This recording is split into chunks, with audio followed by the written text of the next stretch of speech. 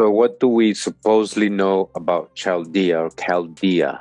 Chaldea, Chaldea was a country that existed between the late 10th or early 9th and mid 6th centuries BC, after which the country and its people were absorbed and assimilated into Babylonia. All right, they were absorbed, so they kind of disappeared. They're trying to say Semitic speaking. All right, it was located in the marshy land of the far southern corner of Mesopotamia. All right, so we're gonna dodge the hijack a lot of times in this video. All right, guys, remember, because we're gonna get to some deep stuff. We're gonna try to show a real location of ancient Chaldea.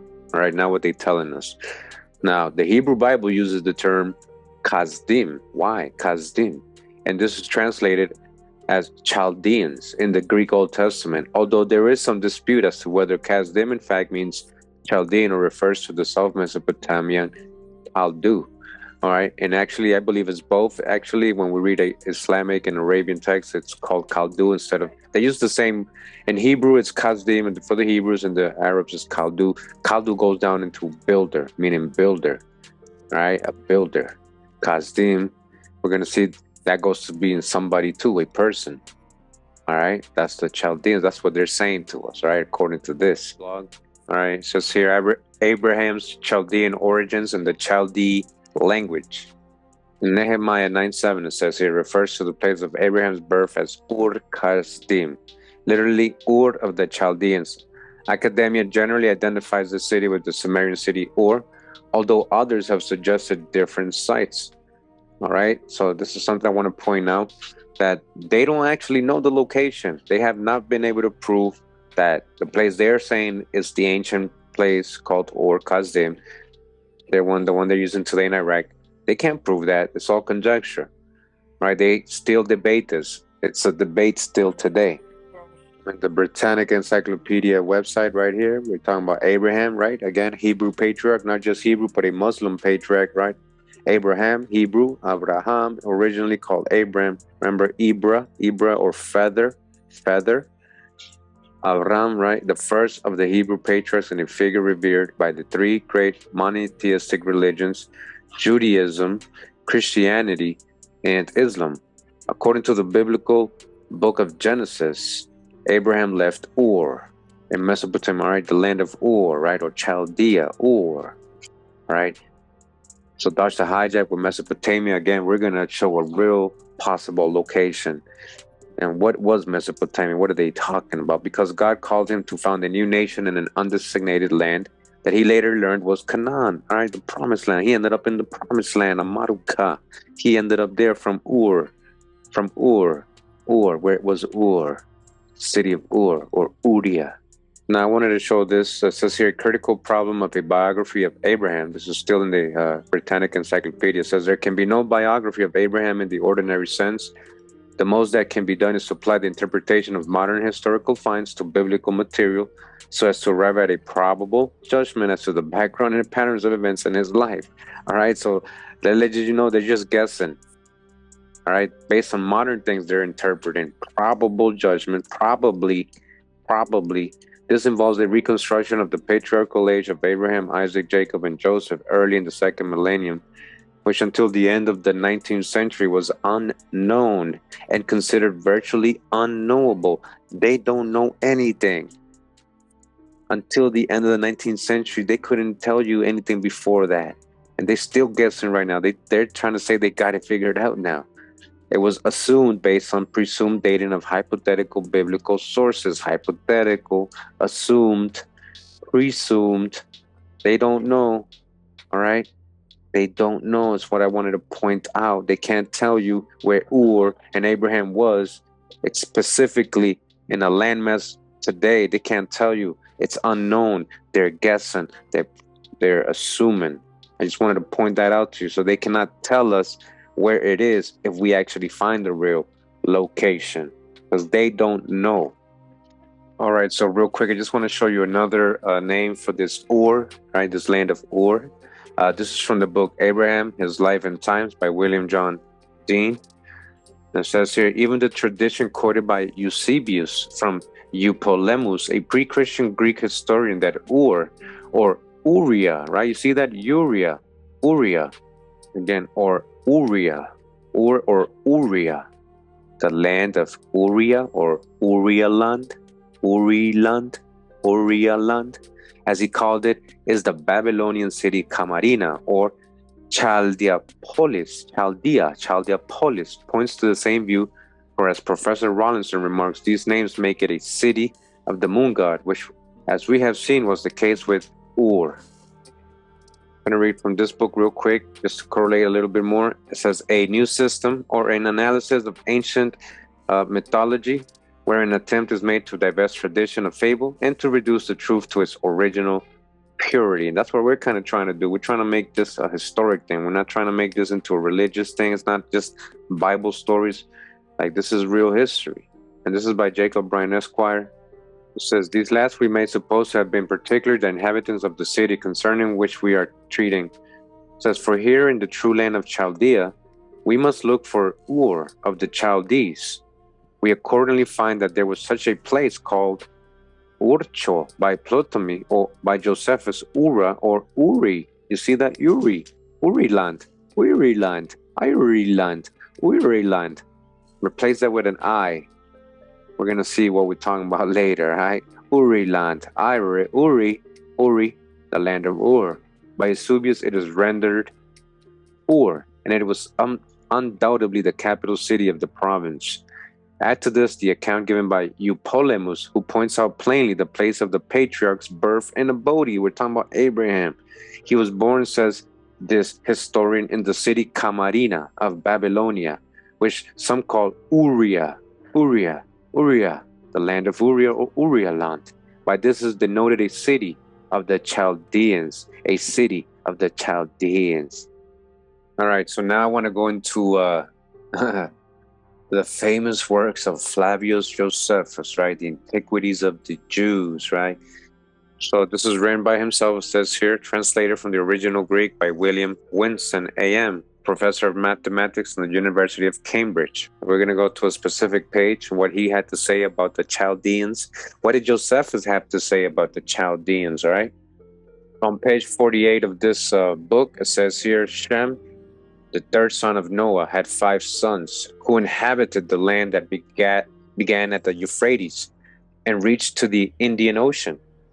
For Elam left behind him the Elamites and the ancestors of the Persians. Whoa, did you know that? All right, I've mentioned this before. All right, Elam is the progenitor of the Elamites, who are actually the ancestors of the Persians. Yeah, the historic Persians are actually descendants of Shem. All right, Elam, that's one of Shem's sons, the ancestor of the Persians. Ashur, all right, Ashur lived at the city of Nineveh and named his subjects Assyrians. Yes, the Assyrians are from Ashur. Ashur, all right, Assyrians, Ashur. Again, Ashur was the second son of Shem, the son of Noah. Ashur's brothers were Elam, Arphaxad, Lud, and Aram.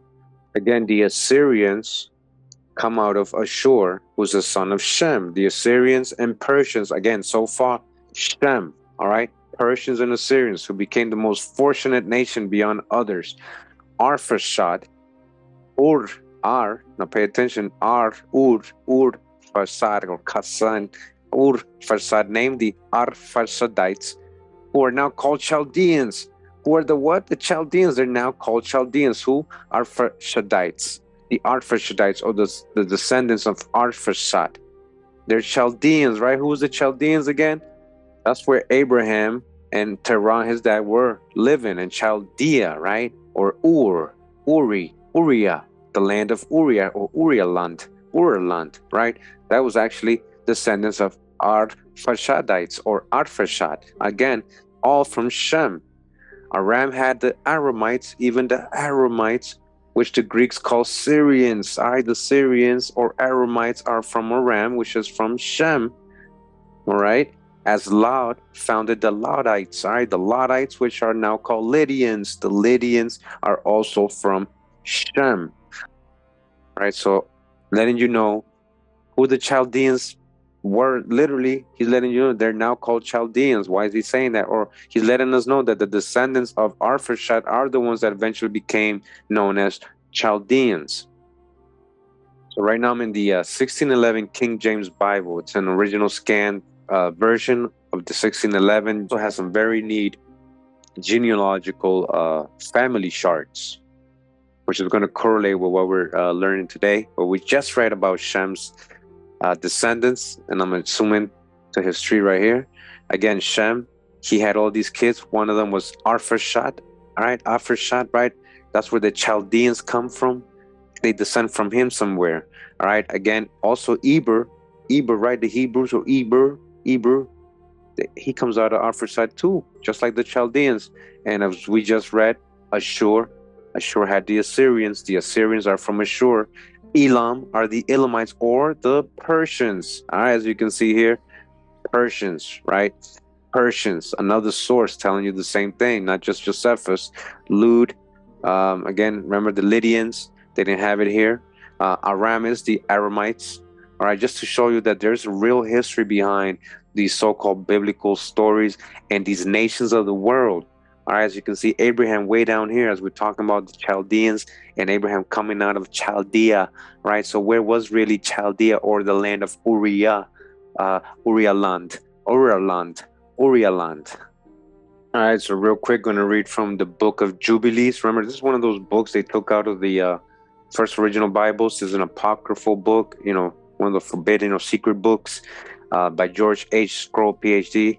It says here, chapter 11 of the book of Jubilees. It says, in the 35th Jubilee, in the 3rd week, in the 1st year thereof, Ragev took unto himself a wife, and her name was Orah, the daughter of Or, the daughter of the son of Kesed. All right, the son of Kesed. Remember Kesed, Kesed, remember? Ur was named Kesed, and she bore him a son, and he called his name Seruk. In the 7th year of this week of this Jubilee, and the sons of Noah began to fight with each other, to take captive and to slay each other, one his brother. So see what happened? The descendants of Noah, right, which includes what? Ham, Shem, and Japheth, were all beefing and fighting against each other, slaying each other, spilling each other's blood. All right?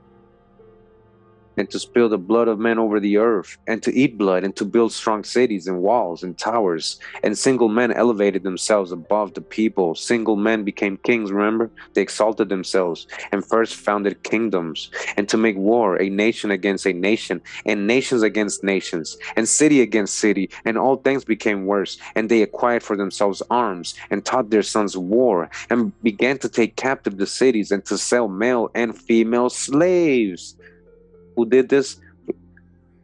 Their own families, right? Their own descendants, their own people started fighting each other.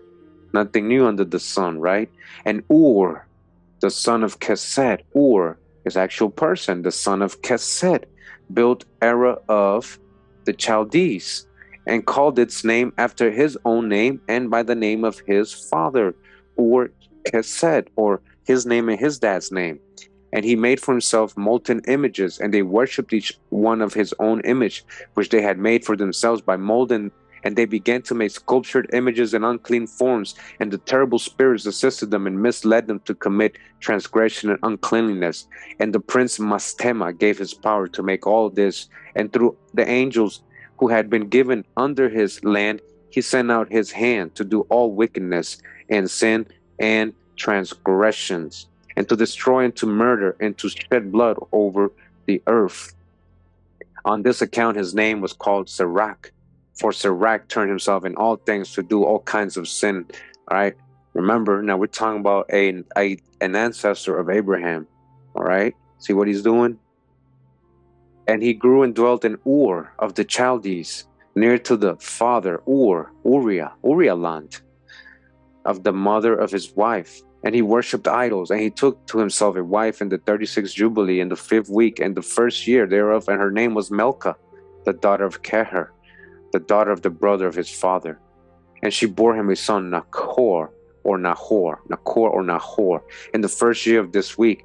And he grew and dwelt in Ur of the Chaldees, and his father taught him the researches of the Chaldees, divination and astrology. Divination, right? Magic, right? Astrology, according to the signs of the heavens. Remember, the Chaldeans are famous for that.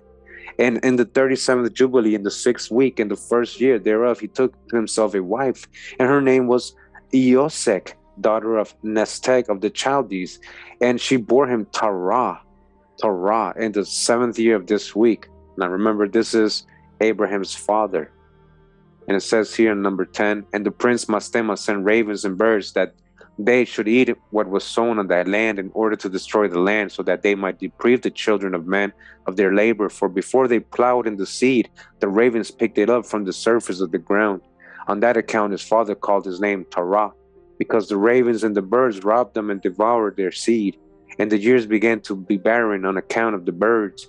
And all the fruit of the trees they ate from the trees with great strength. They were able to save a little from all the fruit of the land in their days. And in the 39th Jubilee, in the 2nd week, in the 1st year, Terah took to himself a wife, and her name was Edna, the daughter of Abram, the daughter of the sister of his father.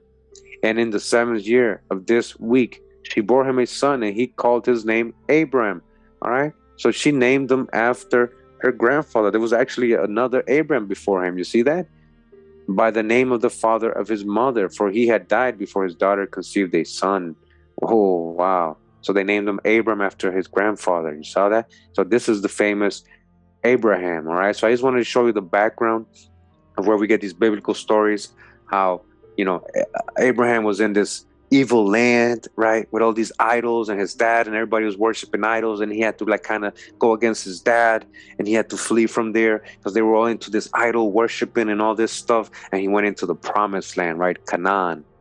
All right, so now I just wanted to show this also. They said that Kesed, right, or Kesed. Now it says here about Salah. Let's go back to the genealogical chart real quick. All right, so in case you guys don't know, Salah, and according to biblical genealogy, right, Salah is the son of Arphaxad, right, who is also the ancestor of the Chaldeans, right, and supposed father of Kesed, the dad of Ur, right. We're gonna read that, Ur, but Salah is another son of Arphaxad, right. If there is a And Salah is the dad of Eber, or all of the progenitor of the Hebrews, Eber, right? The feather, those who went away or split, crossed the Euphrates, went away, right? Separated, migrated beyond the river, those on the other side, one literally from the opposite side, right? So just wanted you guys to have a reference. Let's go back. Now you guys know who Salah is when we're talking about Salah, right? Remember, we're talking about Eber's dad.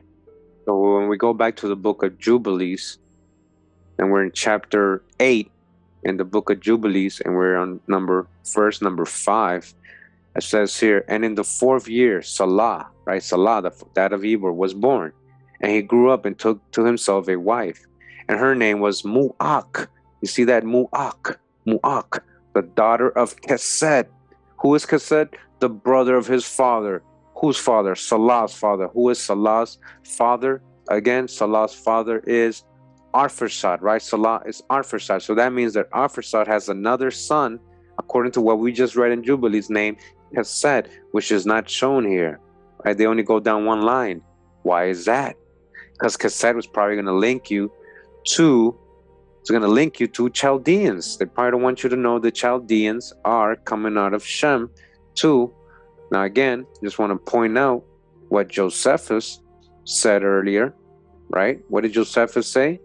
That the Arphaxadites, or those who descend from Arphaxad, are now called Chaldeans, right? So if Arphaxad, whether it's directly through him, Arphaxad, or a son he had named Kesed, is literally letting us know, and I want to just leave this thought to you already, that the Chaldeans, because we're going to talk about Chaldea and who were the Chaldeans, right? We're going to talk about them.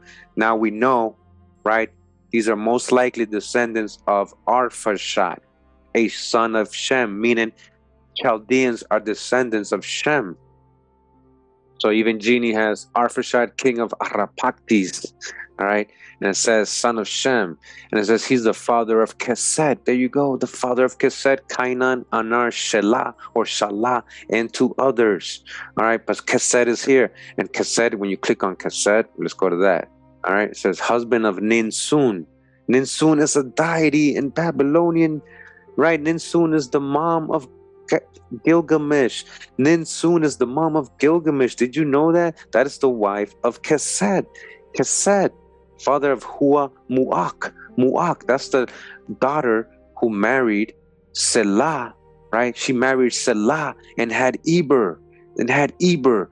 All right, like it says in the book of Jubilees, that Salah, he grew up, he took a wife, her name was Mu'ak. Mu'ak, the daughter of Kesed, the brother of his father, Kesed, the son of Arphaxad, right? The son of Arphaxad, who's also the brother, right? Brother of Shelah, right? He married his daughter Mu'ak. He married his cousin Mu'ak. Ur, you see that? Ur, the son of Ur. Ur is right here. Ur, where the Chaldeans come from. Ur. Look at that, father of Ora, or Chaldees. Look at that, Kesed and Ninsun, father of Ora, of the Chaldees, brother of Huamuk. You see, it's all connecting. Genie knows something. This book's called Phoenician Origin of Britons, Scots, and Anglo-Saxons by L.A. Waddell. Great drop. We're going to go to a specific chapter in this book that correlates with what we're learning. So again, this is the Phoenician origin of Britain, Scots, and Anglo-Saxons, discovered by Phoenician and Sumerian inscriptions in Britain, by pre-Roman Britain coins, and mass of new history, all right? Again, what? Sumerian, the Shinar, remember where was Shinar? Europe, British Isles. Chaldea being Ireland, the capital, the city, Ur. All right, so we're going to be reading from chapter 12 of this book. All right, again, we skipped a lot of chapters. We're going to go into all those chapters most likely. A lot of good drop. This is what's correlating with us. And just want to show you what it says here. It says, who were the Celts, properly so-called? Disclose an identity of early British Celts or Celts and Culdees or Chaldees with the Chaldees of Van and the Picts. Now, Chaldees, right? Chaldees. Switch to the K for a C. You got Chaldees too, or you can say Chaldees, right? Like Ur of the Chaldees. Celts are called Chaldees or Chaldees. But before we go into chapter 12, on the previous chapter, just said something at the end, which was going into this chapter. I just want to read that. It says here, and this is talking about Picts arriving in Albion and Stonehenge, right? So the Picts, right? Who was the ancient Picts of Scotland? It says in Cornwall, the prehistoric worlds of pierced stone called pixies, grindstones, and presumably amulets are also called snake stones. This serpent cult character of the Picts, the serpent, right? The serpents would explain the prevalence of human sacrifice amongst the druid priests of the aborigines who were of this lunar matriarch's cult. All right, so dodge the hijack. And also the historical notices of the existence of cannibalism amongst the barbarian tribes of Caledonia, the Chaldeans or Caledonians, as late as the time of Saint Jerome, 4th century AD, as well as the traditional immolation of a victim by Saint Columba, and founding his first church at Iona for the Culdees or Picts. Culdees? So the Picts were called Culdees. Add an H right here between the C and the U, you get Culdees or Chaldees, right? All right. Am I reaching? Let's see. It thus transpires by the new evidence that the Picts were the primitive, small-statured, prehistoric aborigines of Albion or Britain with a riverbed type of skulls. They were presumably a branch of the primitive, small-statured, narrow-browed, and long-headed dark race of matriarchous serpent-worshipping cave dwellers of the Van Lake region, the Van, Biani, Fen, or Chaldees, or primitive Chaldees. You see that? Primitive Chaldees, the Chaldean people, who? The Celts, these Picts. We're not even the Celts yet, but these Picts, a part of them, a dark race. Remember what source we're in, right? We weren't expecting this, but they're letting us know. These so-called indigenous, aboriginal, prehistoric people, right, were a dark race of matriarchies, serpent worshiping, they call it, dodge the hijack. But they were a primitive Chaldees, Chaldees or Khaleds or Caledons, Chaldean, Chaldees, or of the Chaldees. Again, you know, we're reading this book, Ireland, or of the Chaldees, which we're going to get into some more chapters later on. All right, let's go back. Chaldees and the Chaldees or Chaldees, as you can see here. Chaldees, right? Chaldees, Khaleds, or Caledons, who in early prehistoric times in the Old Stone Age sent off from this central hive swarm after swarm of hunger marchers under matriarchs westward across Asia Minor to Europe, as far as Iberia in the Biscay region after the retreating ice. All right, so this is their story. What was interesting, you know, when I was reading that is how they literally just said Chaldees, right? And they're talking about these Picts, the Chaldees. All right, so again, this is chapter 12. Who were the Celts, properly so-called? The Chaldees, the Culdees, the Chaldees, remember?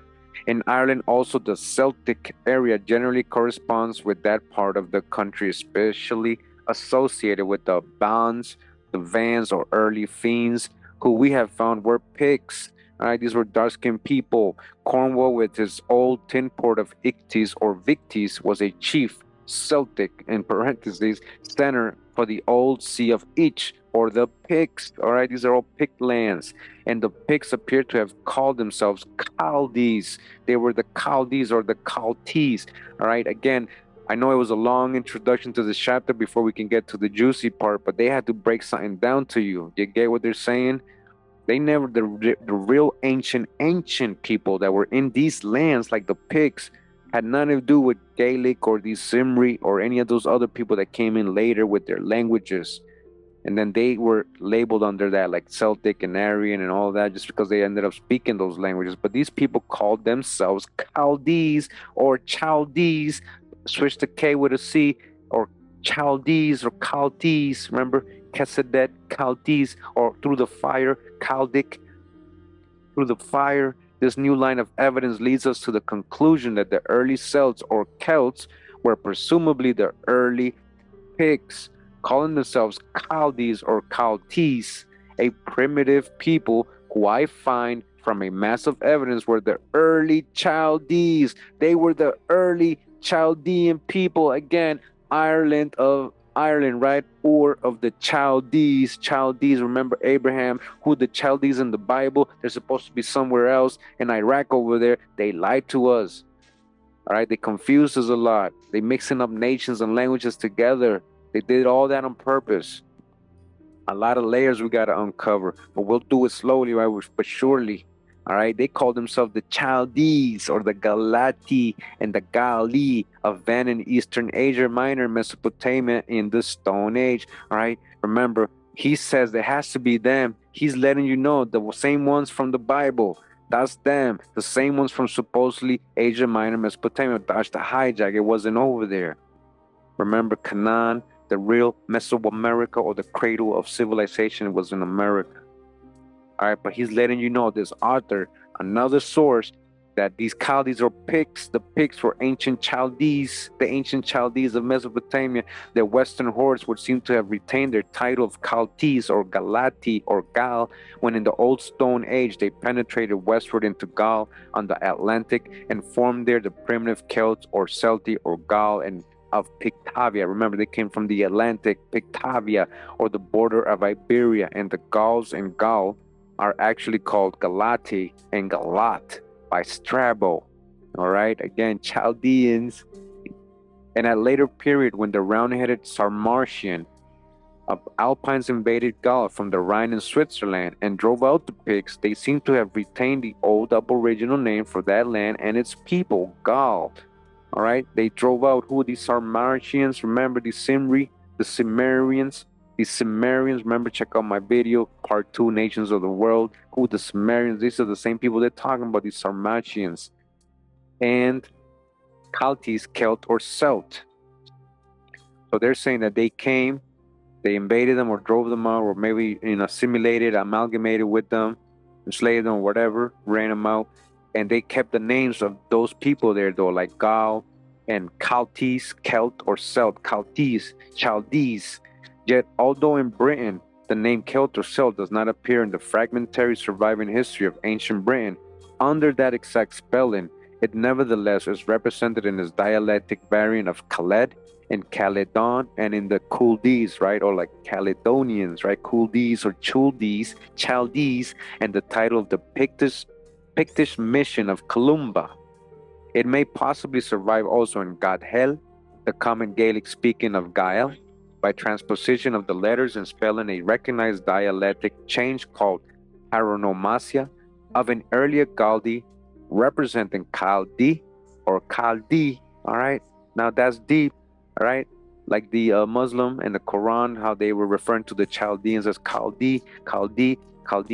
Remember, through the fire. Remember, Abraham went through the fire. And its shortened form Gal possibly survives in Gael and in Gwalia and for Wales. So, after all, perhaps the British Celts are more entitled to use the Celt title than the round-headed Celts of Gaul, who, according to classic historians and anthropologists, are the only true Celts. This identity of the ancestors of the British Celts or Celts with the Chaldees or Chaldees, Chaldees or Picts, in keeping with the physical traits and head form of the latter, the people of the Celtic-speaking areas are preponderantly of the dark, long, narrow-headed, narrow-faced, smaller-statured Iberian type of the Chaldees or Picts, Chaldees, or the Chaldees or Picts, Chaldees or Picts, and this is also the prevailing type of the substratum of the people throughout the British Isles. The modern British Celts, however, as well as the bulk of their kindred, still forming the main substratum in the population of the British Isles, generally have become a somewhat heterogeneous race through more or less intermixture with the other two races of later invaders and civilizers. Thus, the original dark, aboriginal Pictish, the dark who's the Picts. All right, a lot of your surnames are actually Pictish, ancient Pictish surnames. Gaelic ancient, look at that. They're talking about your family here. All right, Pictish, Chaldean, Chaldees. Remember, these are all sons of Shem. Remember, these are all sons of Arphaxad. The Chaldeans are Arphaxad's kids. All right, the son of Shem.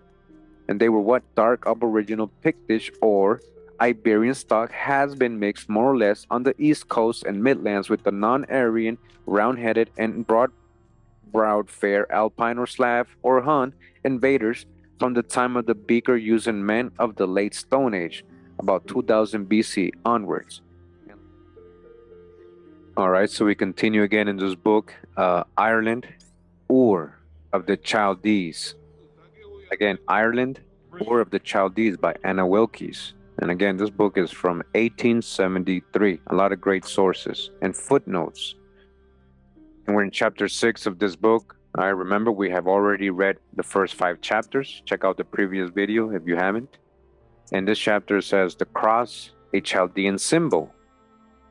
The cross as a symbol is traceable to the crossed rods of the Chaldean shepherd kings. These symbols are found all over the 3 kingdoms, especially in Ireland, Scotland, Wales, and Cornwall. The cross is as ancient as the fish and the serpent signs, and as the ring and the cup cutting to be seen on the stones of Scotland and Ireland. Besides the cross being found upon Egyptian, Babylonian, and Assyrian monuments, We find it was worshipped in Mexico ages before the introduction of Christianity. Large stone crosses, says Prescott, in his Conquest of Mexico, Volume 1, page 242, being erected probably to the god of rain. I remember who the god of rain was. That was Quetzalcoatl. A cross being erected to Quetzalcoatl. Come on, Quetzalcoatl. Who's Quetzalcoatl, huh? Yahawashi? All right, so we continue in the book Ireland, Ur of the Chaldees by Anna Wilkes, 1873. And we're in chapter 11 now. And now we talk about the sons of Shem. All right, I know we mentioned the prosperity of Japhet and Ham and where their descendants might have been and what influence they would have had in Europe. But now we're going to talk about the sons of Shem and their influence in Europe. We already got, the drop on Elam, Ashur, Arphaxad, Lud, and Aram, right? We're going to get it again. Again, this is chapter 11, the sons of Shem. It says here, the sons of Shem were Elam, Ashur, Arphaxad, Lud, and Aram. The traces of them are numerous in Western Europe.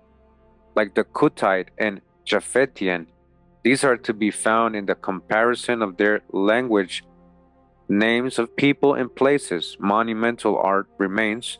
The names of people are perhaps as good evidence. If we accept the names of places which endure longest uncorrupted, as can be produced and prove of Semitic occupancy of Europe, the chief consideration then is to show how these remains are discoverable in the quarter indicated in a proportion that sets down as trifling what has been referred to in favor of Shem and his children distributing themselves over southern Asia prior to the settlement of Europe. There are fewer traces of the Elamites and the people of Ashur to be found in Europe, although they must have proceeded in their easterly course through it. It is not a little interesting to contemplate the pastoral staff or crook which is yet to be seen on their monuments, and the winged bull or Ashur, the traveler, suggested as some believe by the wings of the bull, just as the winged lion already referred to symbolize the mighty hunter. And think of thousands of years that have gone over the efforts of man, leaving almost untoothed links that prove the present but the sequence of his most remote existence. The people of Elam and Ashur took with them the remembrance of the deluge, which they have so well assisted in sending down to posterity in writing. The Ashur-bani Pal, so frequently represented in the stone remains of Asia, means literally in Irish Ashur of the white pal or mantle, identifying him with the white-robed priest or druids. Arphaxad. If Noah was represented under the form of a fish, Arphaxad was in Chaldea under that of a serpent. All right, Arphaxad's people, they were the serpent. The serpent was an emblem of wisdom, and as such appropriately symbolic of the founder of the great Chaldean nation. In Celtic mythology, Arphaxad says of himself, I am a druid, I am an architect, I am a prophet, I am a serpent. All right, and this is in Celtic mythology. Did you know there was an Arphaxad in Celtic mythology? Arphaxad is understood by the Welsh as Aed, Mard, father of Fridian, supposed by some instead Brute, to have been the origin of the name Britan. All right? It is not usual to hear very learned people refer to the serpent as a Chaldean sign, and then dismiss the idea of it from their minds, little thinking how deeply interesting the investigation of the Chaldean sign would prove if they sought to view it by the light of bardic tradition and the researches of recent archaeologists. The serpent was not only a Chaldean, but an Israelitish sign, all right? The serpent is also an Israelitish sign, Chaldean and Israelite sign, the serpent, all right? We're not talking about demon or worshiping snakes here, right? You better read your scripture. Moses and the brass serpent, right? Dracons. What is a fiery serpent? Seraphim, all right? Preserved by them even down to the time of Hezekiah. The old form of the word Europe Aur-Ab signifies a serpent, all right? Europe, Aur-Ab signifies a serpent. If, as it is generally admitted, this was a Chaldean emblem, who was it emblematic of but Arphaxad, the eldest son of Shem, the light and leader of the Chaldeans? All right, Arphaxad was worshipped as a god under the form of a serpent, and everywhere throughout Europe and into Asia and Egypt, the serpent is to be found cut upon stone and the principal feature in varieties of ornamental forms. Ireland, above other places in the world, is distinguished by the remains of the serpent in ornamental forms, conspicuous on gold and silver vessels, war instruments, on manuscripts, and in stone. In Scotland also this serpent form is found upon her stones, bronze armlets, proving how general and at the same time mysterious must have been the serpent among the aboriginal inhabitants of Hibernia and Albion, among the Scytho-Europeans, the Scandinavians, the Greeks, whose red dragon, dragon of the Greeks according to Pausanias, was only a large snake, the people that formed the Roman states. Indeed, it may be said among all people, the serpent was a mysterious sign, and so its worship was the first form of idolatry in Europe after Arphaxad. The pastoral staff or crook, as distinguished from the crozier, which is more correctly in the form of a cross, perhaps owes its origin to the serpent. All right, just like the Maya holding their staff, and it's a snake in the top part, the snake's head. All right, just like Moses grabbing that tail of a snake and it becomes a staff. That's scripture. There was in Dr. Petrie's collection a pastoral staff found in the last century at Cashel. Its handle form is that of a scaled serpent, turning round like a volute, with figures introduced in the center, and on the top part of the staff handle the figure of a fish. The pastoral staff used by the bishops of some Christian churches is to be traced to the Roman augur, then to the Etrurians, then to the Babylonians, who had it from Ashur, the son of Shem, all right, who with Nimrod and Elam went from Shinar to build Nineveh, all right? All three of them went and built Nineveh and its cities. It wasn't just Nimrod, remember. Their distinguished descendants of Shem are represented with this crook, as may be seen by any visitor to the Egyptian and Assyrian courts of the British Museum. Again, these ancient relics and artifacts are in Britain. They're not even in, how do you know where they really came from? Notices of the serpent or adder are to be found throughout Celtic mythology. The legends of Cumberland refer to the great worm. No doubt the serpent is meant. But we must not forget to notice here what is probably the greatest of all relics of serpent symbolism. We allude to the serpentine disposition of the 4,000 stones of Carnac in Brittany. Carnac is supposed to mean the cairn or grave of Ak, sometimes used for the word serpent, or it may mean from the quantity of huge stones resembling a town, the town or city of Ak, or the serpent from Qatar, pronounced Kar, a town or city. Carnac is the most remarkable place in Armorica. Another name for Brittany. All right, another name for what? For Brittany is what? Armorica, and has perhaps more extensive juridical remains than are to be found in any one place. Brittany is a land of Prydian, or Britain, as the word is given in English out of the Welsh. Prydian was known to the Welsh as the son of Aed, Mawar. The Irish is Armor, all right, from whom Armorica took its name. This patriarchal personage is known also to the Scotch, Irish, and Welsh as Arthur. Arthur Armorica, King. We're talking about what we talking about? Who is Prester John? But he seems to have been better known as the Great Ar or Armor. The word Mar in Welsh seems to have been substituted for Parshedic, literally Arphaxad. The Arphaxad in the same Celtic dialect means the honorable or great. In the Gaelic expresses supreme power. All right, that's what it means. Josephus says, Arphaxad named the Arphaxadites, who are now called the Chaldeans. All right, quoting Josephus, we got that in the last video, right? We went right to the book, his original book, Josephus's writings, where he named the Chaldeans basically the descendants of Arphaxad, or Arphaxadites, he called them, who are now called Chaldeans. The Culdees, remember who are the Culdees? The Culdees we read earlier, right? That's what they were calling themselves, the Picts. The Picts, right, in that other book, the Picts and the Culdees are the ancient Chaldeans of Mesopotamia. Remember, so-called Mesopotamia. The Culdees, as we will show, were descended from them. The Ad of the Quran, who is associated with the people of Noah, and of the Tamud, and of Abraham, and of the inhabitants of Madian. One of the cities which were overthrown was evidently Arphaxad, all right? Arphaxad, all these people are from Arphaxad. Arphaxad, that's where Moses went. Continuing says, Pict or Pict are derived from Fashad. Fashad, Pict, Fashad, or are other forms of the word. You see this? The Picts are descendants of Fashad or Arphaxad. Fashad, Picti, Pict are derived from Fashad or are other forms of the word. The prefix supplied, and we have the Arphaxad of Genesis and Josephus.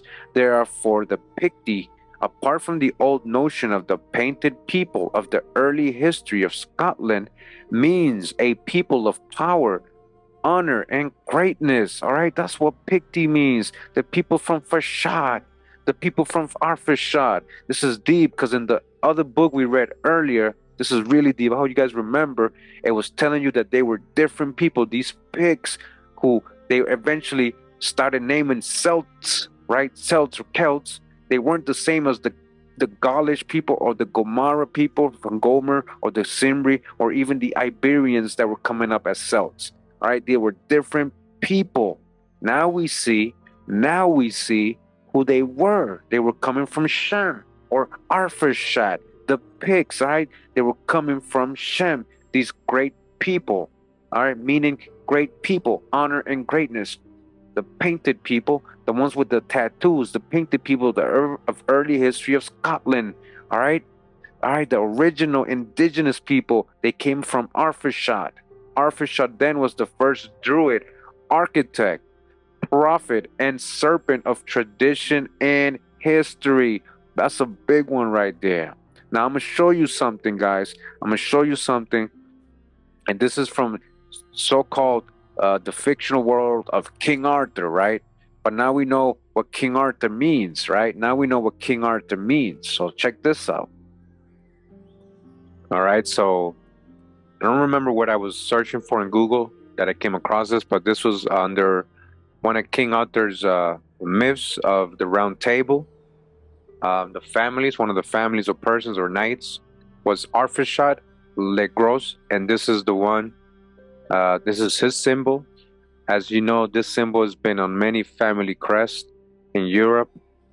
We know this goes back to a very ancient symbol. What is the emblem of the Garden of Eden? The top, or the Hebrew top, as they call the cross, you know. What's it doing under Arphaxad, right? Well, he is the son of Shem, right? It makes sense. People coming from the Garden of Eden, right? Noah, one of his grandfathers, right? His actual grandfather, Noah, coming from the actual Garden of Eden, or the place where they were the antediluvians, right? X marks the spot, right? So I thought this was very interesting to see. So if you see the symbol again, this could be way more than myth, as they want to put everything in these stories, right? So they make these things into myths. So as you can see in the story of King Arthur, you have Arphaxad II as one of the families or founders represented in the Round Table. And this is his symbol. So you can Google this, Arphaxad Legros, as you can see for yourself. I'm going to go back to the book. So again, Arphaxad was then the first druid or architect, prophet, and serpent of tradition and history. He's of the Picti people. Picts, the Picts are from Fashad, all right? Now you know who the ancient Picts are, of people of Shem. There could be nothing more suggestive of the countries of the South, especially Ireland, than these attributes of Arphaxad. The mind dwells upon the Druid and his mysterious but grand worship. It turns to the knowledge of the Celtic architectural wonders, distributed over Ireland, Scotland, England, Wales, and France, conceives that the main business of the Druid was to augur prophecy and interpret omens, and to preserve, as was the case, more especially in Ireland, veneration of the Serpent. When St. Patrick is said to have banished the snakes out of Ireland, I remember, and I know a lot of you associated that to your people being thrown out of Ireland. Well, now you understand on a deeper level, talking about the descendants of Arphaxad or Shem. When St. Patrick is said to have banished the snakes out of Ireland, it may be understood as a figurative way of expressing that he abolished serpent worship. Not just serpent worship, but he got rid of the people, right? Yet it is curious to observe how the remains of the serpent form lingered in the minds of the cloistered monks, who have given us such unparalleled specimens of ornamental initial letters as are preserved in the books of Kells and Ballymote, etc. Lud, Arphaxad, and Aram would seem to have been neighbors as well as brothers, as appears from the altars of Lud. Lud was nearly the old name of Normandy, adjacent to Armorica. All right, the Normans are from Lud, Armorica. The names derived from Lud are principally found in Scotland and Wales, although others are to be found throughout Europe, such as the Lugdunum, the ancient Batavorum, and now called Leyden, the Trojani Ludi, games celebrated in the Roman circus and said to have been instituted by Aeneas, are, it is remarkable, remembered in Wales at the present day. All right? The children there play at the game of Troy, and it is the opinion of many lettered Welshmen that the site of the siege of Troy is to be found in Britain. Anim Dro, of the race of Prydain, is identified by them as Aeneas. There are perhaps more wonderful things in connection with the story of Troy to be found in Welsh tradition than can be summoned out of the Greek and Roman classics, all right? They're letting you know here's some drop. The name Aram, the last son of Shem, is apparently prefixed to the word Arimaspian, another title of the Hyperborean as already noticed, all right? So you see these Hyper or Heber, these are just all sons of Shem, all right? Heber is a son of Shem, descendant of Shem. Aram and the Aramites, all right, descendants of Shem. The Arimaspians, known to Pliny, people dwelling near rivers of the tribe of Aram, mixed with those called Hyperboreans, descendants of Arphaxad. They were also dwellers in Padan Aram, sometimes understood as part of Aram Naharam, and at other times as the entire of it, or Chaldea, all right? We're talking about the same people and nations. Josephus says Uz, one of the sons of Aram, all right, Uz or Oz, right, Uz or Oz, one of the sons of Aram, Oz, Uz, founded Trachonitis and Damascus, all right? These are all descendants of Shem. Who founded Damascus? A descendant of Shem, Uz or Oz. He spells Hul, Ul. This person, he tells us, founded Armenia. The name is preserved in the word Ulster, Ulswater, and Hul, all right? That's the same person, Uz or Uz or Oz, a descendant of Aram, a descendant of Shem, all right? Of the third son of Aram, Gether, we know little beyond what Josephus informs. He founded the Bactrians. If so, their country lays claim to as ancient a prosperity as any probably in Asia. Bactria was the first entrepot of trade that we hear of there, and is distinguished for having been the seat of the religion of Zoroaster, magic, astrology, and fire worship, so characteristic of the Chaldeans and the original Irish. The Jewish historian further makes us aware that Mash, the next son of Aram, was Messa, all right, Mash or Messa, and says he founded the Messenians, now called Charax Spasini. We next turn more particularly to the sons of Arphaxad, having devoted considerable space to his brothers and their children. All right, so we're going to a descendant of Arphaxad, which is the next chapter, which is Salah. All right, so again, we're in the 1611 King James Bible, where they have this genealogical chart of the nations. Pretty good chart. Even tells you where you can find it in the Bible and some of them. So again, sons of Shem, we have Ashur, the progenitor of Assyrians, Elam of the Persians, right? Arphaxad of Salah, we're about to read. Lud, remember Lud, the Lydians, Lud, and also London, the founder of London, Lud, Aram, and the Aramites, and we just saw other descendants of Aram. So again, I think we have one more chapter left in us today, and we're still in the book Ireland or of the Chaldees by Anna Wilkes from 1873, and we're all the way in chapter 12. And again, Salah, remember Salah, again, a descendant, Salah of Arphaxad, who is a son of Shem, right? And Salah is actually the dad or father of Eber, of the Hebrews, Eber. All right, let's go. It says Salah, Shalah, or Saleh. Different spellings of the name according to respectively Luke 3:35, Genesis 11:12, Chronicles 1:18, and the Quran, chapter 7, page 124, etc. As the son of Arphaxad, Salah has left considerable marks of his existence in Europe. One of the oldest druidical seats in Britain is Car Saluk, now called Salisbury, retaining the name of Salah in both these forms. The latter form of the word is almost preserved as applied to the crags near Arthur's Seat, Edinburgh, Salisbury Crags. The record of bancours, or places of meeting for the white-robed singers or priests, as preserved in the Welsh, point to Salisbury as one of the most important of the druidical circles. The next most remarkable circle is Car Ivroch, Eboricum, the old name of York, the city of Heber, as it was known from, no doubt, a Heber descendant of Salah. All right, again, Eboricum, right?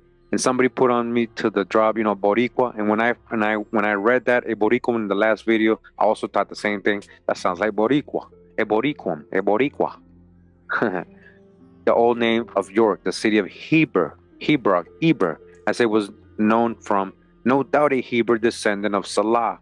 It is rather remarkable fact that almost always are built on the sites of the old cars or sars or seats of the Druids, the cathedrals of modern times, such as Salisbury, York, Canterbury, Winchester, Gloucester, Carlisle, Manchester, Worcester, Chester, Warwick, Lincoln, Chichester, and many others. All right, so it is very interesting that these places where we know were known Druid seats actually happen to be where all these cathedrals are today, right? Remember, these are from an ancient world. They're just recycling these buildings, all right? We know that.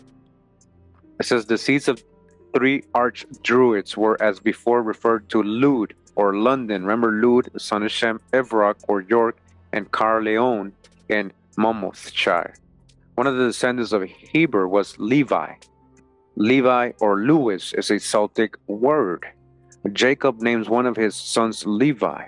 This word Levi or Lewis is in Gaelic Leub. All right, so very interesting. Where did Jacob get the inspiration to name one of his sons Levi? And Lewis is in Gaelic Leub or Lud, right? From his descendant uncle, right? Its Semitic meaning is generally understood to be reader or priest, right? The name is more frequently known as Lewis and is in use among the Freemasons of the present day, their order having preserved much of the Arphaxadite teaching. All right, Freemasons preserve what? The Arphaxadite teachings. The eldest son of a Mason is called a Lewis. All right, deep, just drop right here, deep drop.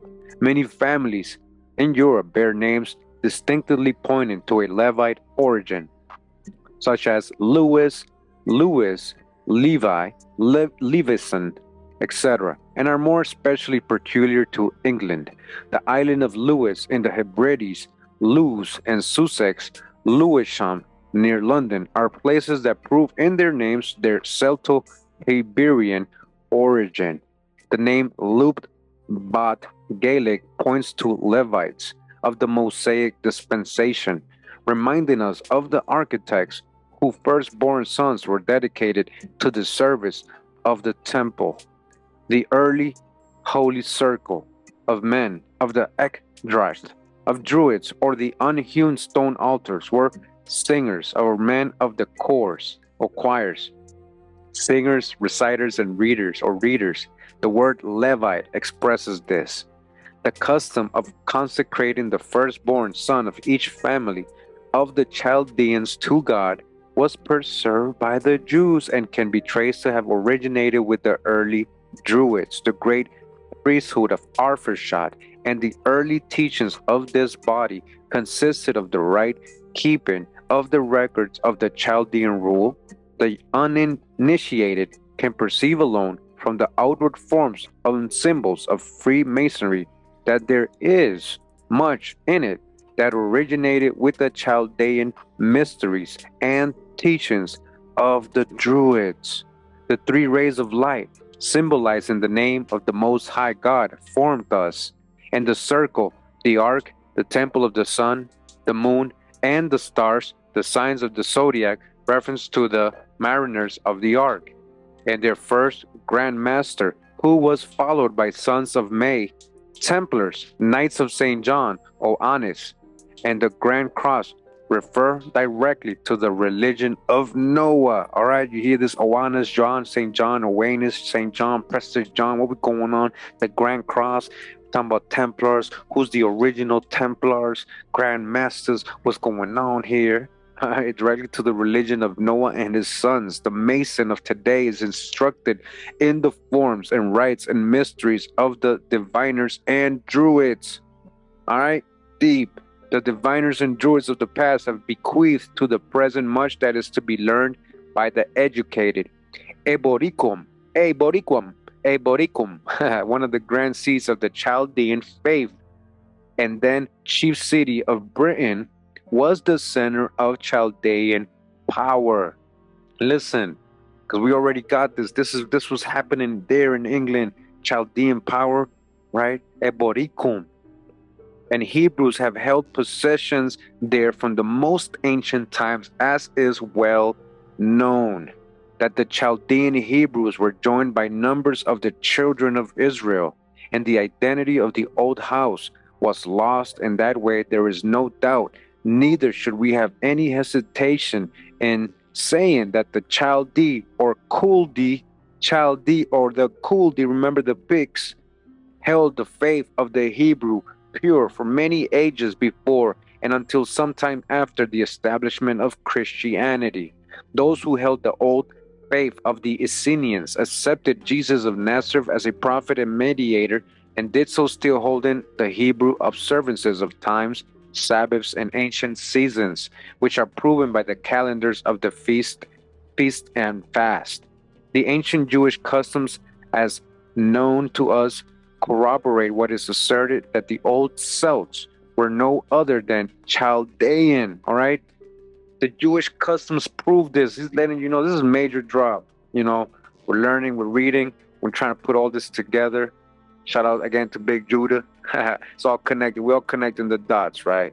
The ancient Jewish customs, as known to us, corroborate what is asserted that the old Celts, we're not talking about those new Cymri Celts, the Gaelish, the Japhets, and the Hamites that were eventually also bunched under and grouped under Celts. We're talking about the old Celts were no other than Chaldean, and consequently the fathers of Israel. The old Cornish contains as much or more Hebrew than the Welsh. All right, the old Cornish again contains as much or more Hebrew than the Welsh. All right, as much Hebrew. When they saying right here, Chaldean are the fathers of Israel, and people feel a certain way, remember where Abraham was born and where his parents were. Remember, Chaldea, right? He came out of Chaldea. That's what they're talking about. Isn't he the father of all of the Hebrews? Right? Same thing. And now again, major drops. Cornish language contains so much or more Hebrew than the Welsh. The wording of a release given in the time of one of the Henrys, and which is signed by Joachai or Kent or and Jorin, his brother Jew or Jork, says, "We, the undersigned, declare that the prior and the convent of Durham are released from us and from our heirs and from all Jews after us from the creation of the world to the feast of the Piers and Paul. The tenure of these men of York, in their own eyes, must have been a most ancient one. The above is taken from a stara or Jewish covenant of Durham, which was noticed in the Jewish Chronicle sometime about July of last year. It is only one of many such like deeds that go to prove the ancient people of God to have been long holders of property in England." All right, they've been there. The people of God, right? The ancient people of God of Hawa. They had land where? In England. The persecution and shameful manner of defrauding, banishing, and preventing them from retaining their ancient land holdings are matters that disgrace many pages of English history. That's major drop right here. You hear that? That's major drop. What's going on? Continuing, it says the deathbed of William the Conqueror was not the only one haunted by remembrances of cruelty and injustice done to the house of Israel. Listen, this is major drop here. He only followed the steps of the Romans, who had for centuries striven to extirpate the Druids and priests and Levites, who crowded the bankers and filled the cities of the harpers of the Hyperboreans. It was one thing to change the names of the places and try to Latinize and alter everything, but the hearts of the Celtic people could not be changed. The bards, coarbs, and druids kept their faith and handed it down to their children in verses that have gone up to the Most High ever since Shinar was first peopled. The Psalter of old Sarum, Salisbury is no new song, and Asaph and Daniel and David were names known long before the time of Psalms were collected by the son of Jesse. The laws of Duinwal Moelmud are the laws of Daniel, who lived long anterior to the Chaldean prophet, who was delivered from the lion's den. Daniel of Bangor was founder of a choir of Levites before this Chaldean prophet was born. Sons of the Daniel first mentioned are the MacDaniels. All right, listen, this is deep. This is deep right here. This is a lot of good drop right here. You know, I'm reading and learning with you guys. I've never read this before. This is deep. So I'm also trying to analyze what I'm reading. Hope you guys are doing the same. It says here, the sons of Daniel first mentioned are the MacDaniels, the Daniels, the MacDonalds, the Dinevals, etc. The wars of the MacDonalds and MacLloyds of the Isles, as referred to elsewhere in this work, were of particular significance, far beyond what is generally understood of them by the student of Earth's history. The ancient people referred to by the Venerable Bedi as Culdees were composed of many of the above families.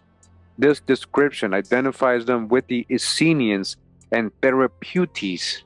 A few more words about Salah, the recurrence of the name so frequently in the Psalms, and the singularity of its position throughout has puzzled many.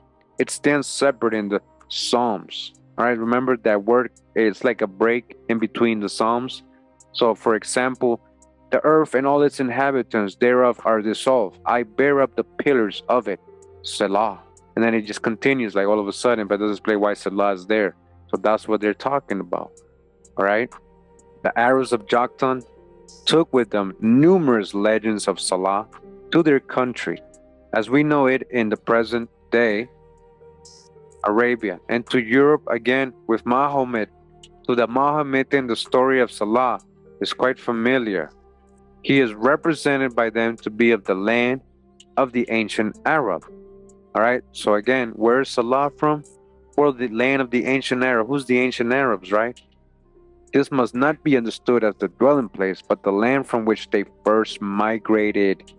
The part of Shinar called Irem, remember, We read this in the last video, that even in Arab history, they're literally saying Ireland, they're calling it Aram, where they came from. Iram, right? Or Abraham, Iram, Ireland, near or in which was Al-Ras, Madian, in fact, the land of Ad and Tamud, which means of Arphaxad, Ayed Mar. Remember, look at all the correlations.